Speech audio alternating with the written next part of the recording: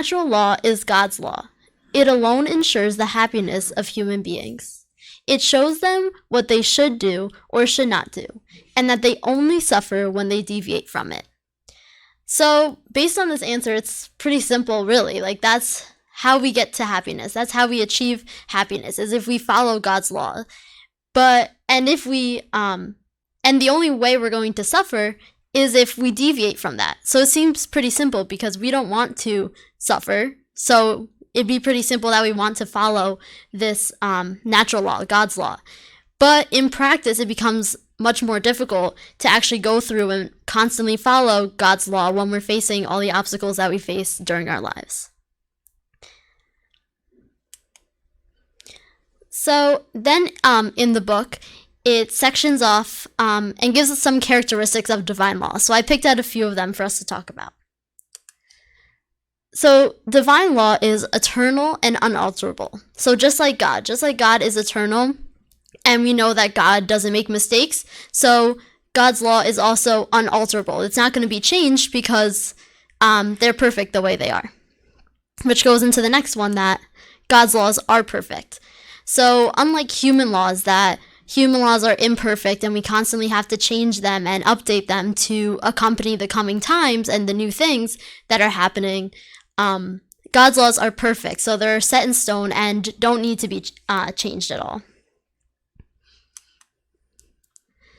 All the laws of nature are divine laws. So since God created all things, the laws that govern nature are God's laws, which is seems self-explanatory, but sometimes we forget that everything that's happening in our lives, all the laws that govern nature are from God and are divine laws. Divine laws are adapted to the special nature of each world. So there are different worlds that contain spirits of different evolutions and different points of advancement. And in these different worlds, there are different applications to divine law. So the divine law is the same, but how it applies to lesser evolved worlds is different to how it applies to worlds that are more evolved.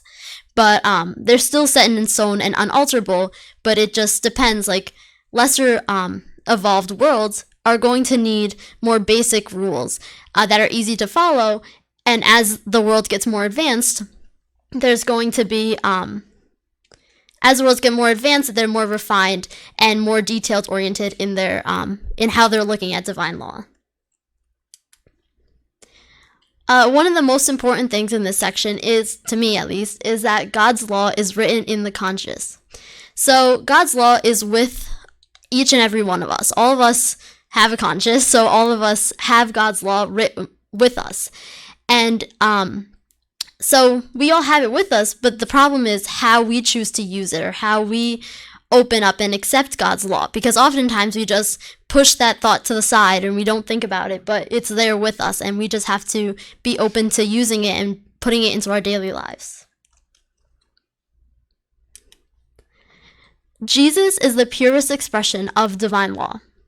So when we think of, if we have a physical model of what divine law really means, on earth, what we have is Jesus. Jesus is that example for us, that he's the highest moral perfection that we have witnessed. So it's like, that's our goal right there. Like, to get to that divine law, if we want to know what that means in kind of a physical way of thinking, it would be to get to how Jesus is, the way he was when he was on earth. And oftentimes, even though Jesus is this model for divine law, oftentimes Jesus' words were misinterpreted because he spoke in allegories and in stories. And that's why it's not so clear sometimes when people are reading Jesus' teachings, they get confused and they might interpret something differently. So that's why Spiritism came to kind of refine these laws and set them, like, write them out, because we were misinterpreting it through the stories, and now it's time for us to have a better understanding of it. And then they said, truth is like light. You must adjust to it gradually, otherwise it dazzles us.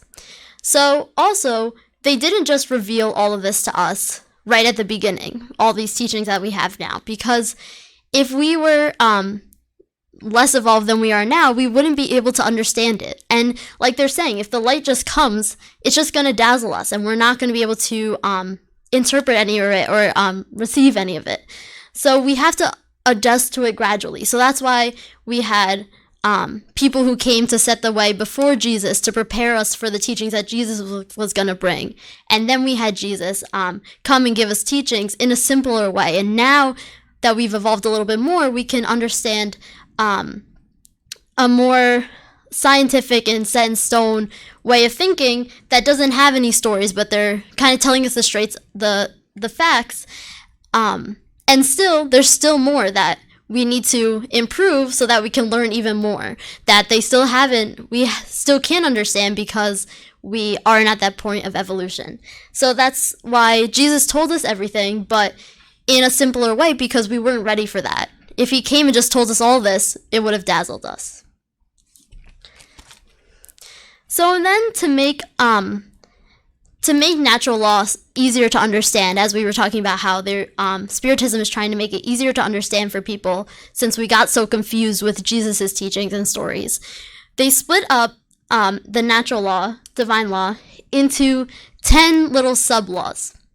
So worship, labor, reproduction, preservation, destruction, society, progress, equality, liberty, and then justice, love, and charity all in one category. So they split it up into these 10 so that we can better understand all the different concepts of divine law.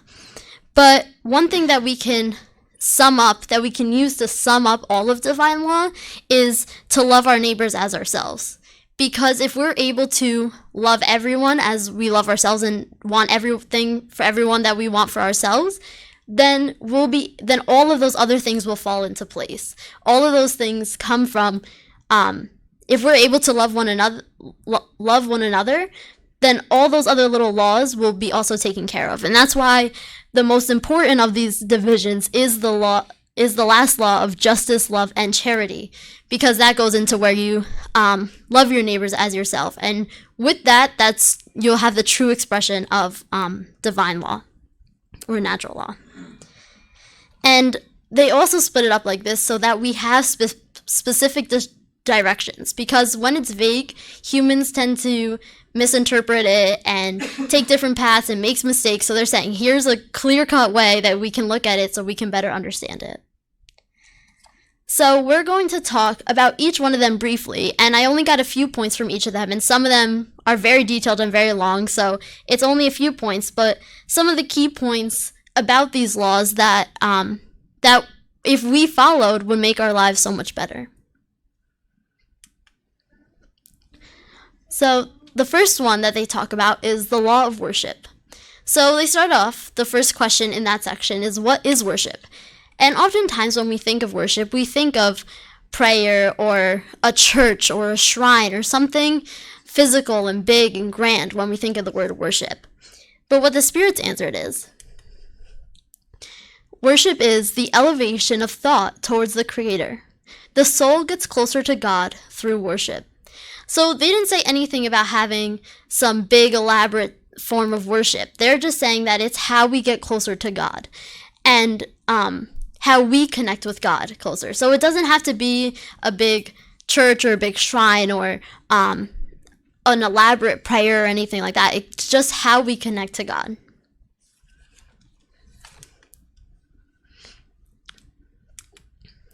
So one section within the law of worship is external worship.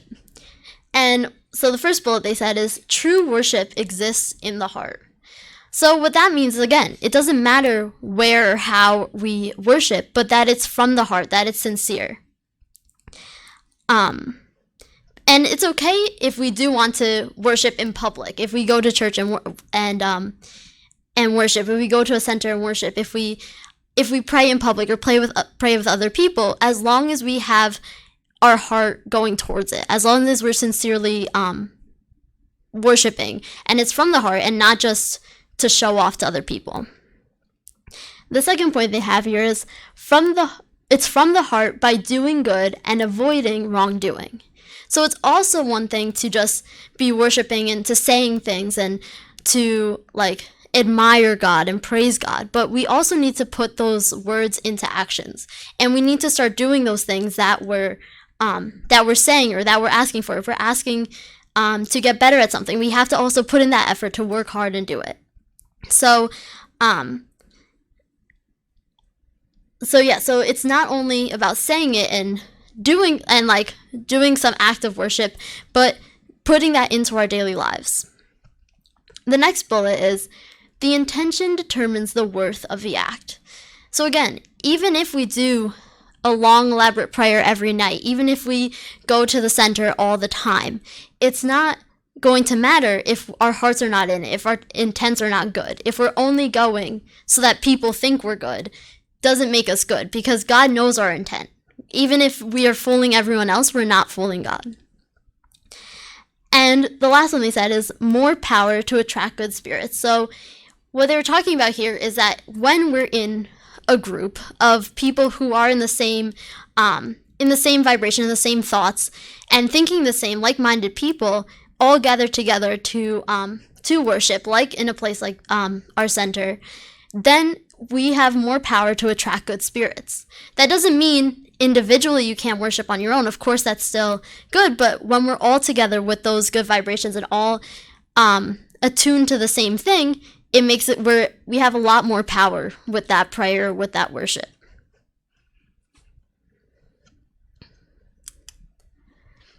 And then they talked more details about prayer. Prayer is always pleasing to God when it comes from the heart and is offered with faith, passion, and sincerity. So it's, of course, like praying is always pleasing to God, right? We're thinking about God, knowing that God can help us, and trying to work through our problems in a good way. But of course, again, it has to be sincere. It has to be with faith and passion. We can't just be saying words because we're reciting them off the top of our head. And then they say a person who prays must do 3 things: praise, ask, and offer thanks. So here they're giving us these basic guidelines because they know humans, we still can't when they just give us an open space, we still make a lot of mistakes. So they're saying the 3 basic things we can do is praise, ask, and offer things. But other than that, it's up to us. It's up to us. It's our conversation with God. And it's up to what we're going to say, what our heart is feeling, what's applicable to us. So there's those simple guidelines for us, but the rest is just coming from our heart. And what matters is how you pray, not how much. So again, some people think that you have to pray a long prayer or a prayer that was in a book or a prayer that's so beautiful, but as long as it's from your heart and you truly mean it, then that's all that matters. And then to go with the picture, I have an example of from the Gospel According to Spiritism, that there's a man in the desert and he is lost and alone and has nowhere to go, and he's almost dying of dehydration at this point. So he falls on the ground and is there and can barely move, and he prays to God and says, please help me. I need to, I'm almost dying of dehydration. I need to find water or something. So then he prays, and then after a while, he gets an idea of following in one direction. Okay, I'm going to keep walking in this direction, and hopefully something comes up. And then he finds nearby there was this huge body of water that he could get the water from. And then it's one thing if afterwards he said, oh, I had a great idea. I'm so lucky that I chose to go in that direction. But we have to realize that is how God is answering our prayers. It's not in a thing. God's not going to make a miracle. God's not going to make a bottle of water appear right here for us. No, but that idea that we had is how God is helping us and answering our prayers that are sincere. So we see that we also have to be aware of that, because some people think, oh no, God never helps me. I always pray and I never get the answers, or I never get any help. But that help is coming, but often we say, oh, I had a great idea. Oh, how lucky am I? Oh, that just happened by chance. But it really is God and the good spirits working to help us when we are being sincere and asking for help. And another section that I brought here is life of contemplation. Not doing good in itself is wrong. So if we just if we just do nothing, say like so I'm gonna devote my life only to worship, but then I go and do nothing, like if I only sit there and worship all day, but I'm not doing any good, then that's also wrong, because God doesn't want us to, he wants us to not do wrong, but on top of that, be doing good. So just not doing wrong, but sitting there not doing good is also wrong. So again, not doing good in itself is wrong. So not only can we be worshiping and saying these things and having this conversation with God, but we need to be putting it into our daily lives and working towards doing the good, because that's what's going to matter.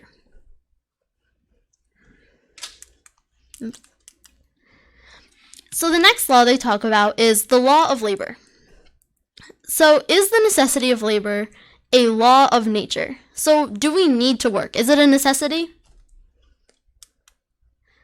And the spirits answered, labor is a law of nature and is provided by the facts that it is a necessity.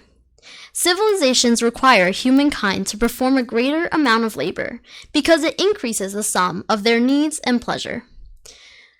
So yes, we need to work. Labor is a law of nature, right? It's a divine law. It's something that we have to do in our daily lives. And having civilization requires us to work more. So cavemen, they were only working to live to the next day. They were only working about, okay, what do we have to do to get to the next day, But now with a civilization, now we need to work more, because now we have greater goals and greater things that we need, or pleasures that we have. So with work is how we grow.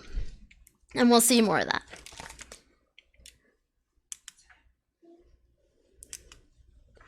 So individual labor. The spirit labors just like the body. So everything is useful labor. So some people can't physically work, but their spirit and their intelligence still can work. So they work in that manner. Or even if they can't do a work that provides them money, physical money, they can still do a work for the good, helping other people. So the spirit labors just like the body. So even if the physical body seems incapable, there's still labor to be done. Without labor, you would remain in the early stages of intelligence. So labor is how we grow and learn. When you start a new job, you don't know what you're doing, and then you get accustomed to it, and then you learn, and now you're an expert in that area because you had that job. So without labor, without working, we would be doing nothing. And doing nothing, we wouldn't be growing, we wouldn't be improving, and we'd still be in the early stages. And also in the Spirit's book, they said that it's a means of developing intelligence. So when we labor, that's how we learn with.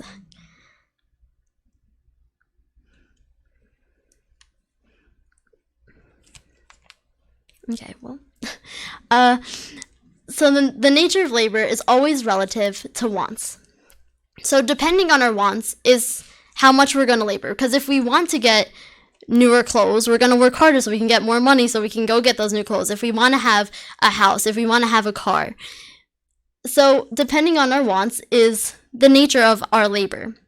And just like the ants, right? The ants, they need to work to store up or animals in general, store up for the winter, or make a little home for themselves.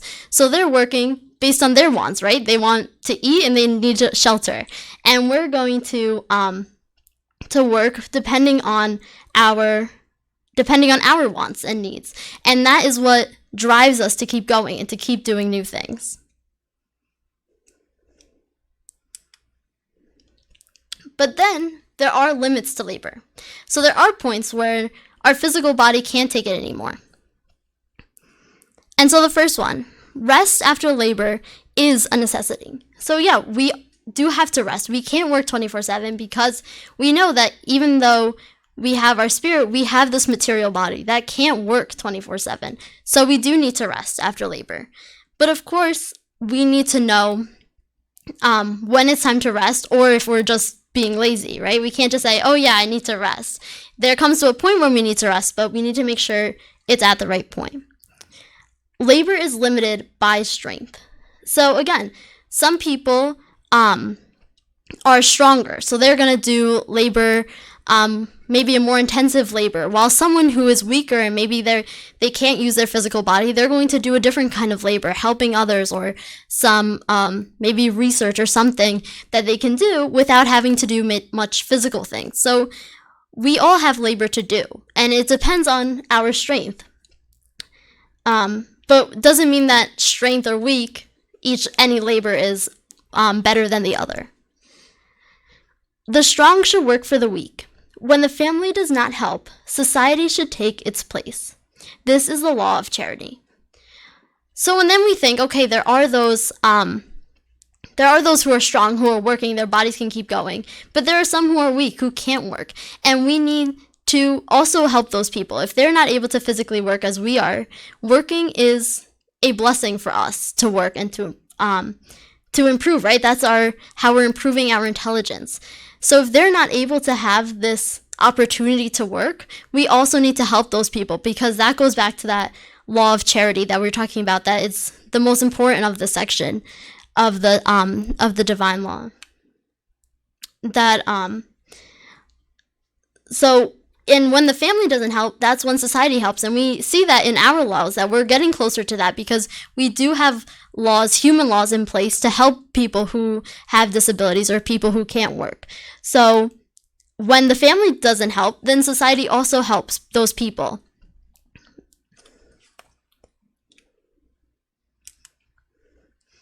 And labor in nature. Everything in nature labors. So we labor, and so do the animals, right? Just like the ants. And no one's exempt from labor. And all work that's done is good work. So the work that the ants do, the work that the bees do, right? We know the bees, people are like always shooing away bees, but now people are trying to save bees, because the work they do is so important to the food that we eat.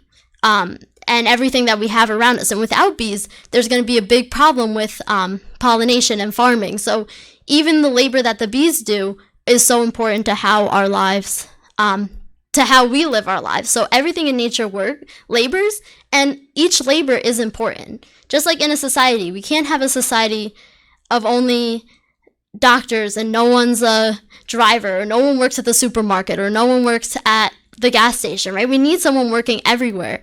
And together we work. So all these labors are important for us to grow and for our society to grow, which we will be talking more about society.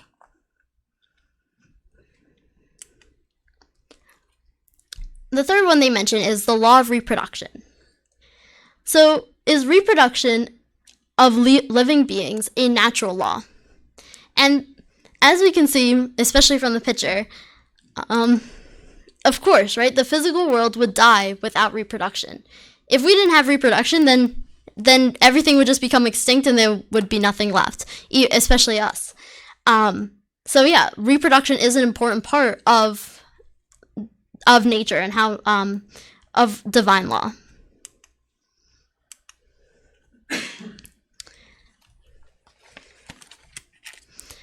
So marriage. Marriage, it is progress that has been achieved by humankind. So oftentimes or especially when we're lesser evolved, we just can only think of ourselves, right? Or just like animals, they're only thinking about themselves, how they're going to survive for the next day. So our natural instinct is to protect ourselves and preserve ourselves. But having marriage, now that love your neighbor as yourself, you're at least applying that to one other person. So now you're loving at least that person as yourself. So that is progress that's been achieved by humankind. That's a way that we're starting to open that circle of love your neighbor as yourself. We have at least one person there that we can love, or try to love all the time, the way we love ourselves. And if marriage were abolished, humanity would regress to infancy, because with marriage, we learn how to grow together with someone else, dealing with someone else. And when you have problems, those obstacles are there for you to learn from them and overcome them.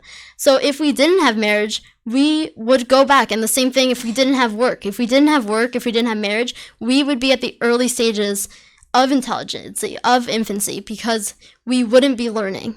Because all of these things, like labor and marriage, help us to grow.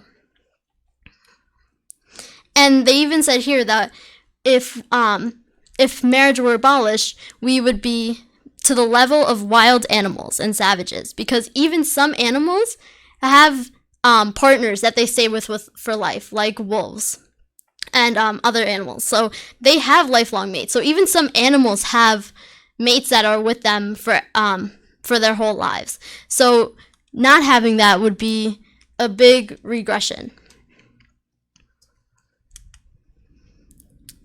And then polygamy. So here they talk about when now we're having more than one wife or husband. And they said polygamy is a human invention, the rejection of which marks an era of social progress. So as we're talking about marriage is how we get together and we grow with one another, learn to deal with one another, and learn how to overcome problems together with other people instead of by ourselves. Polygamy, they see, is very, there's no true affection. It's more physical affection. So in that case, it's not helping, because what helps us is that true affection towards one another, that love our neighbor as ourselves. But if it's just a physical attraction, that's not helping us learn in that aspect. And again, it's a human invention, and we know human laws and human rules are always changing and progressing because they're not perfect like God's. Development of the human race. So how we've been evolving. The same spirit has come back to improve themselves in new bodies.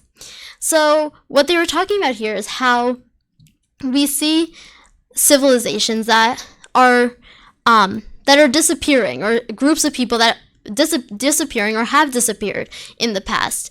And they're saying it's those same spirits that are coming back. We're improving ourselves and coming back and forming new civilizations that are more improved. So that's why as we see civilizations disappearing or groups of people disappearing, it's those same spirits coming back to that are improved and in new bodies and creating new civilizations from the new knowledge that they learned.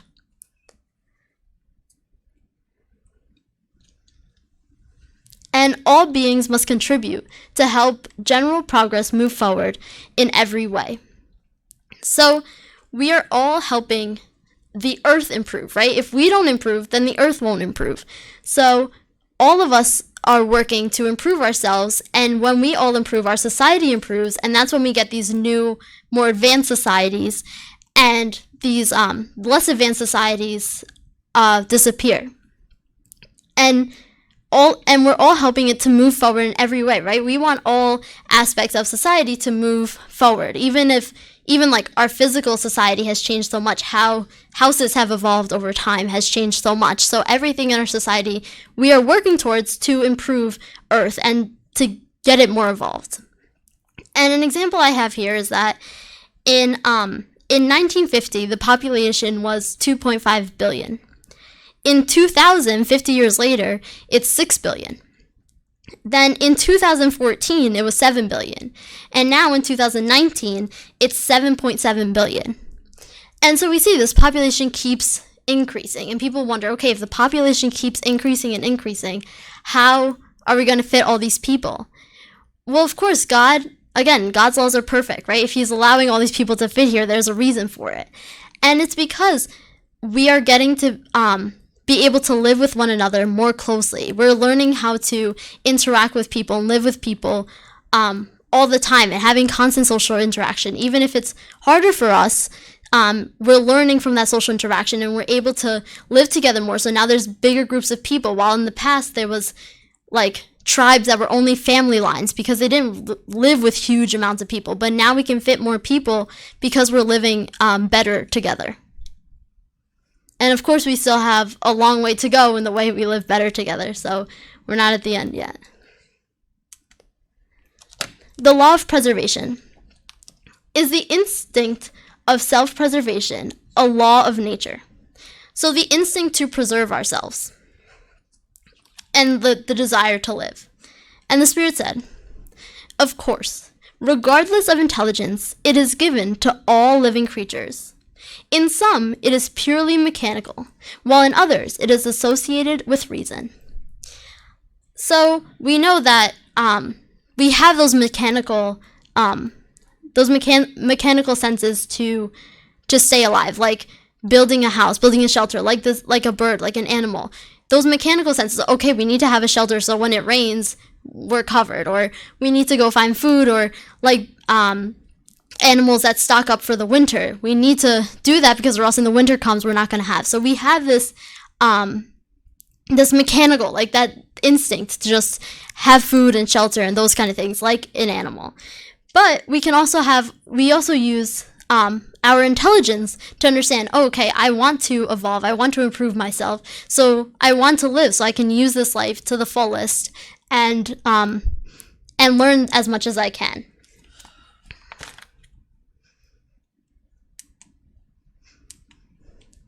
Means of self-preservation.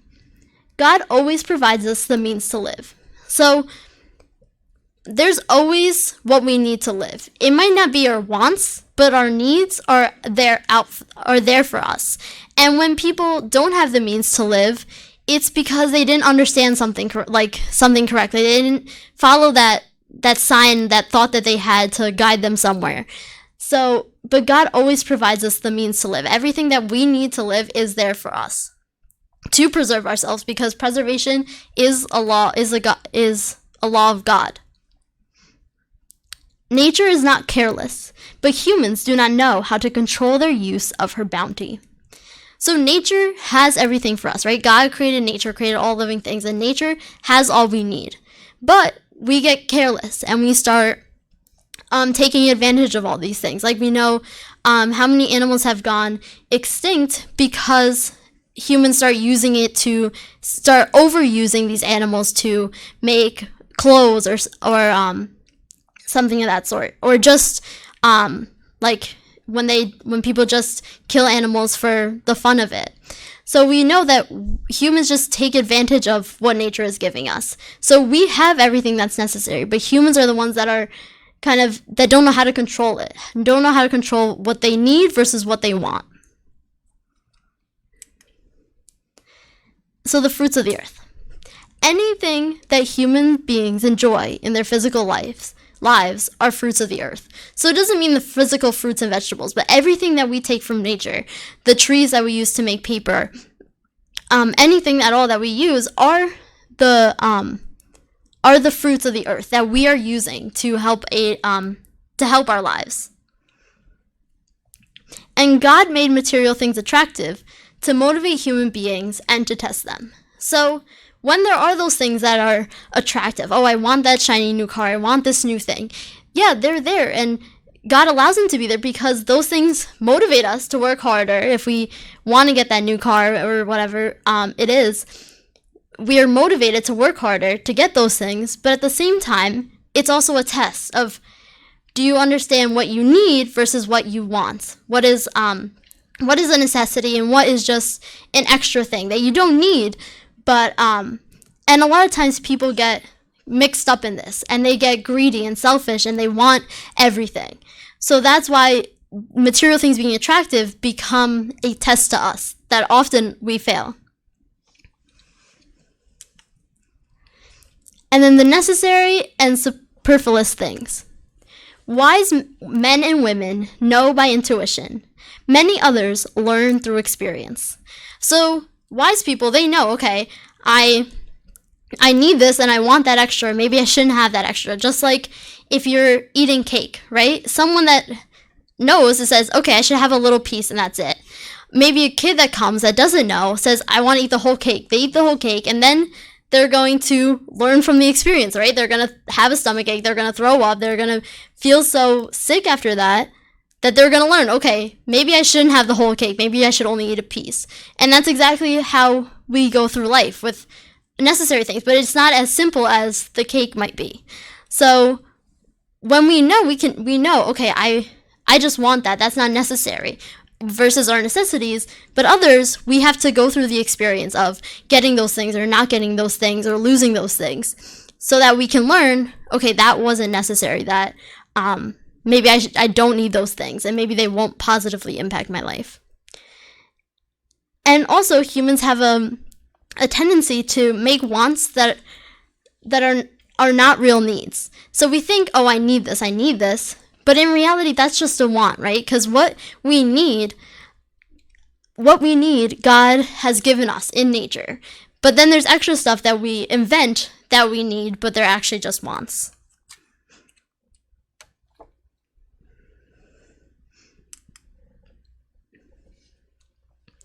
The law of destruction. Is destruction a law of nature? Everything must be destroyed so that it may be renewed. What you call destruction is only a transformation to renew and improve living beings. So what we see as destruction, such as natural disasters, those are actually ways for us to improve our society, because sometimes the society is stuck. They're not doing anything. They're not having any improvements. But then something hits, and then they have to transform their way of living and improve themselves. And we know that God makes no mistakes, so even the disasters that happen have a reason, have a purpose. So an example that we know of is hurricanes, right? Hurricanes happen all the time. And in places like Florida, they're prepared for hurricanes. And of course, it still devastates some areas, but they're more prepared. So their houses are better built. Their stores, their roads, everything is better built and ready for these hurricanes to hit, so that when it hits, the impact isn't so big. But then when a hurricane hits around here, like Hurricane Sandy, our houses aren't prepared for that. Our buildings aren't prepared for hurricanes because we don't usually experience that. So then, yes, it destroyed like an area and it was devastating, but that's a way for us to rebuild. So now when people are rebuilding, people are making houses sturdier. So if that happens again, we're prepared for those kinds of things. So in simple examples like that is how we, destruction, although devastating, helps to improve our society and helps us progress when we need a little boost. So necessary versus abusive. So premature destruction delays the development of the intelligent principle. So just because some destruction is necessary doesn't mean we should go around and destroy everything. Because just because, a hurricane might come, let me just knock down that house before. That's going to hurt us and we're going to have to repay for that. Destruction is proportionate to the material state of each world. So as worlds get more evolved, they don't need this destruction because they're already in an evolved state. And any improvements they need, they already understand to make those improvements. And the need for destruction decreases in human as their spirit attains control over matter. So as we move away from materialism, as we stop getting so materialistic, the need for destruction decreases because now we're not focusing on all these material things that we usually make our primary focus. War. War is the overpowering of the animal nature over the spirit nature, drives human beings to war. Right? Like when two animals are fighting over something, if they both want the same thing, they instinctively fight over it. So war is that instinctive nature that we have, that animal nature that we have to just attack and like fight for something. When human beings understand justice, wars will end on earth.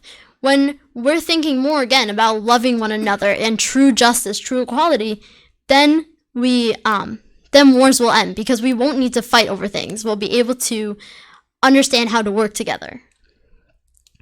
And God's purpose in making war necessary is freedom and progress. Again, although it's devastating, it is for us to progress, for us to learn. And another section they put in is capital punishment. The death penalty will disappear over time, and when it does, it will mark progress of the human race. So again, human laws aren't perfect, so they're always improving and making better. So we've already come a long way from how the death penalty is invoked. So when it actually disappears, that will mark a point because that will see that we no longer are being so violent, so in our animal nature, in terms of punishments. And of course, you have to remember, again, going back to that love and charity, is that to forgive your enemies, right? And that's the point that we're getting closer to when we stop having this capital punishment, that people shouldn't have this death penalty if they should be helped to try and learn, to improve themselves and to learn and to become a better person, because we know that the spirit's going to continue. So killing them is not going to do anything. They're going to suffer and they're going to have to keep learning anyway. So they might as well learn now, and we can help them and forgive them for their mistakes, especially because our spirits have all been there already. The law of society. So is social life founded in nature? Certainly. God made human beings to live in a society. God has given human beings speech and other faculties they need for social life for a purpose. So if we were supposed to live by ourselves, completely isolated, we wouldn't need to talk. We wouldn't need speech. But we do have speech. We are supposed to be talking to one another and living in a society. Because it's easy to live alone, to do things by yourself. What's hard is when you encounter other people and have to deal with those people.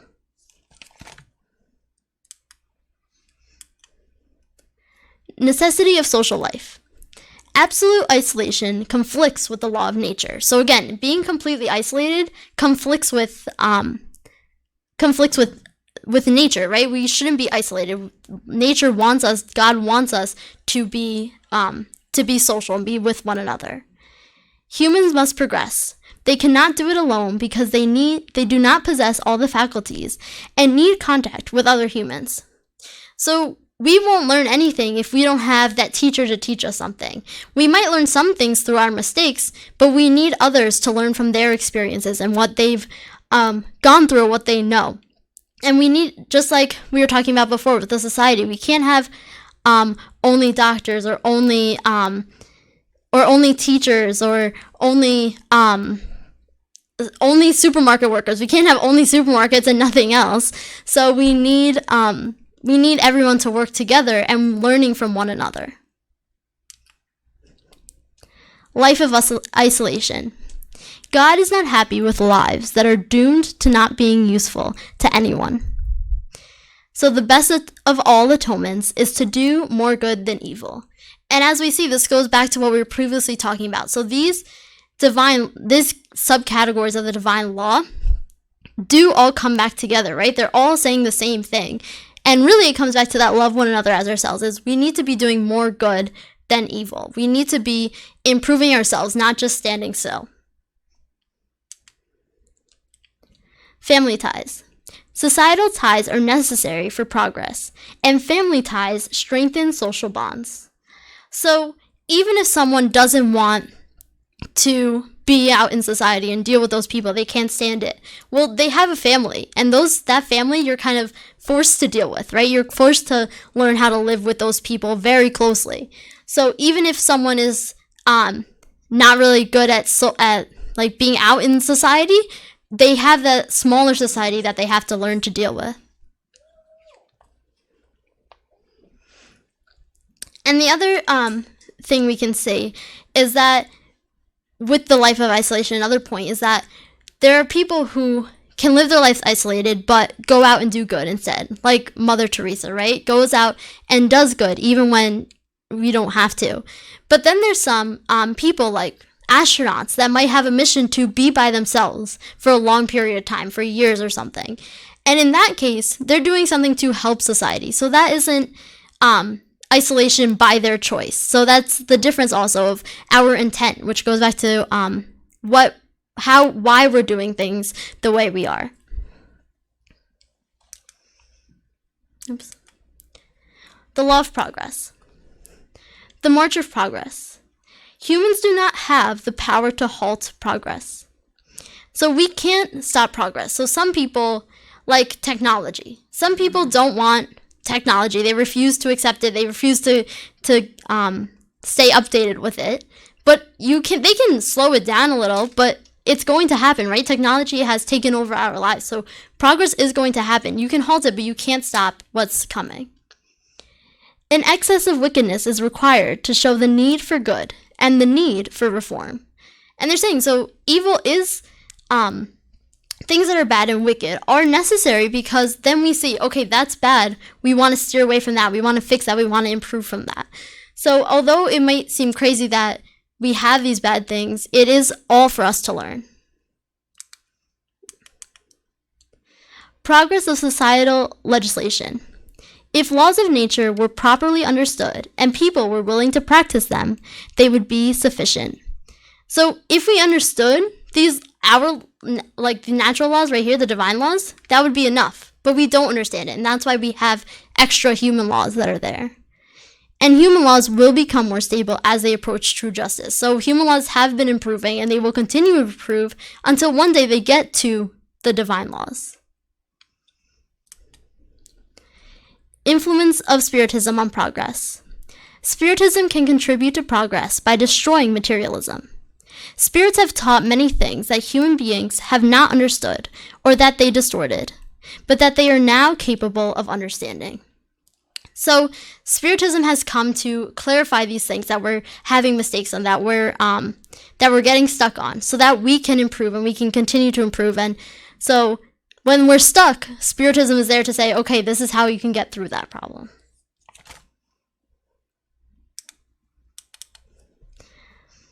The law of equality. Are all humans beings equal in God's eye? Yes, they all have the same goal, and God's laws are for everyone. You often say, the sun shines for everyone, and this expression reveals a truth that is much broader and general than you realize. So, just the way that the sun shines for everyone, God's laws are for all of us. Each and every one of us were created simple and ignorant, and our only difference is the trials that we're going through at the moment, the things that we've done with our free will. But we are all equal, and we're all going towards the same goal.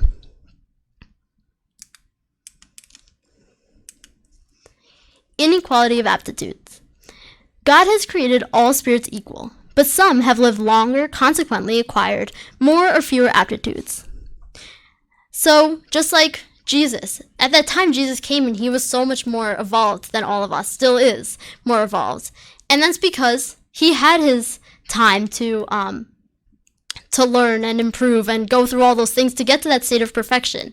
So he had longer time, and we're still, so when we have these inequalities, it's because someone's lived longer, someone's learned longer. Just like we see in school, people that are at a higher grade know more because they've gone through that already, they've learned that already.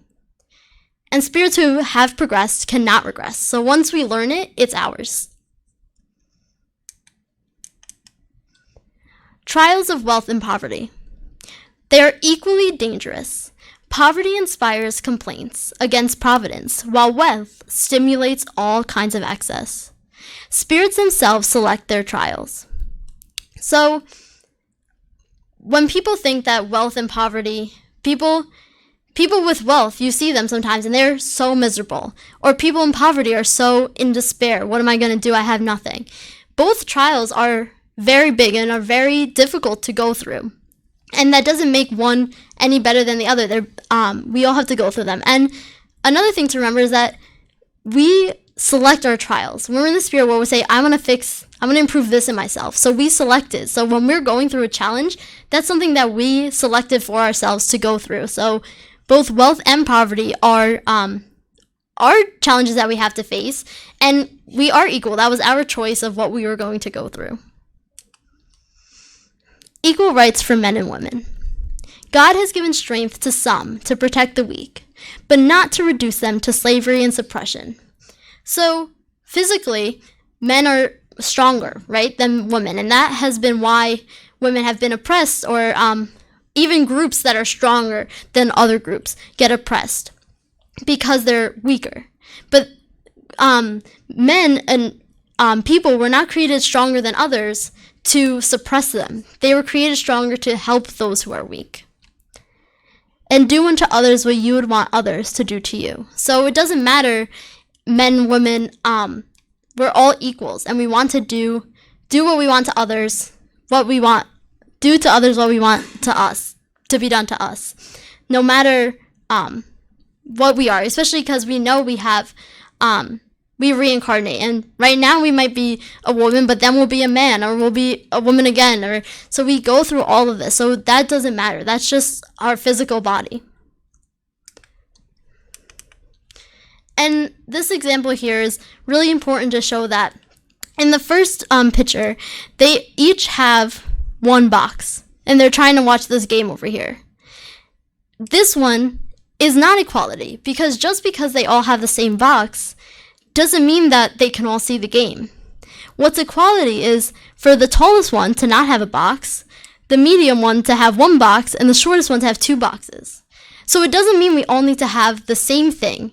It's working towards the needs of everyone. So for us to have the same rights, right? Everyone should be able to watch the game.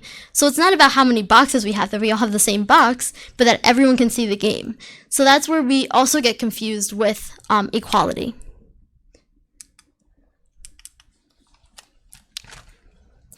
The law of freedom. Freedom of thought. Unbounded freedom of thought, as there is no obstacle to thought. While it may be hindered, thought cannot be extinguished.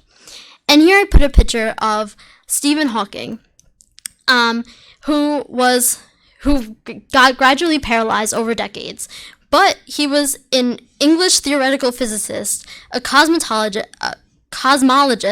an author, a professor, a director of research, all at the University of Cambridge. So just because our physical body might not be working, we have that freedom of thought, and we're able to use that thought for good. And even if it can be hindered, it can be extinguished. We all have that freedom of thought.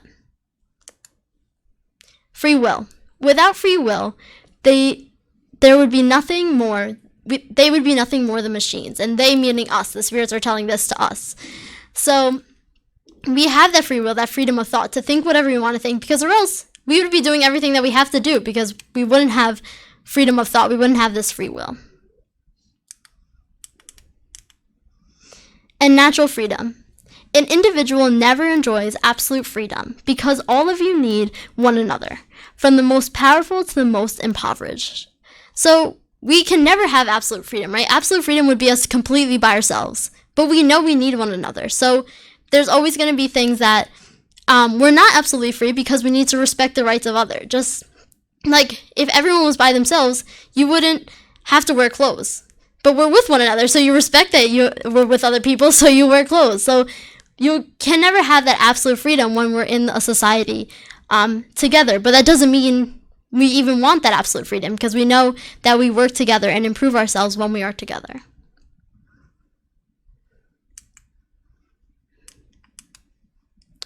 And the last one, again, is the law of justice, love, and charity. Natural rights and justice. God has placed it in the heart of all human beings. So we all have that law of justice and charity within us, and it's just about how we use it or how we ignore it. Justice is respect for the rights of each and every individual.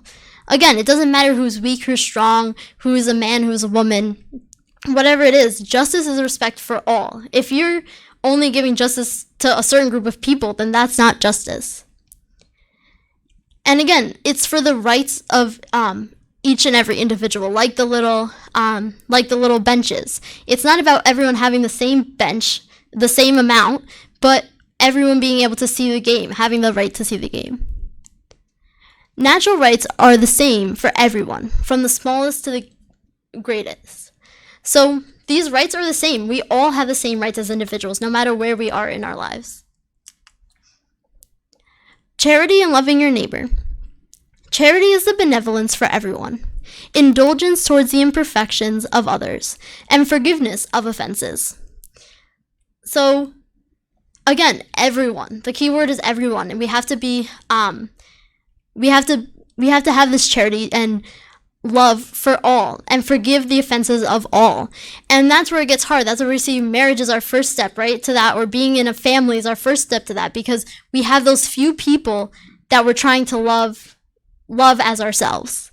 But we have to extend that. Our goal is to extend that to everyone. Love one another is the divine law by which God governs all the worlds of the universe. Again, that's how important that one law is. If we all love one another, we'll be on the right path, because that is what God uses to govern everything. And then do not let your left hand know what your right hand is doing. So when you're doing these acts of kindness, this charity, this love towards other people, it's not because we want to brag to someone else, oh, look, I did this. And we often do. We often do want to be like, yeah, we did this great thing. But again, it's our intent. Did we do it to help that other person, to love that other person, or just to show off to other people? So, and God can see right through that. So there's no point in really doing that. So with loving one another and having this charity and justice and incorporating all the rules, we want to make sure that we are doing the best we can and having the right heart and having the right intent.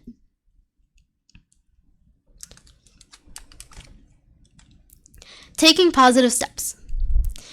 When you find yourself on the verge of despair, quicken your steps forward, inhibiting your pause. Pray to God for more light in order to overcome the shadows. Do something positive beyond the weakness that you may find within yourself. Read an enlightened message that may heighten your reasoning in the constructive variance of ideas. Be in contact with people whose conversations will enhance your inner spiritual self. Seek out an environment that would be conducive to receiving ennobling inspirations. Do someone a favor, particularly to someone who you have been avoiding for a long time. Go visit a friend who is ill, seeking a little comfort in those who are facing far greater difficulties than yours. Complete your prior unfulfilled tasks that may be causing these clouds of discouragement. Be assured that we are all marching forward, overcoming problems and struggles as we acquire experience. Life accepts our pauses for the restoration of our energy, but it does not accept any moments of inertia. André Luis Francisco Candido Xavier. Thank you all. Have a good night.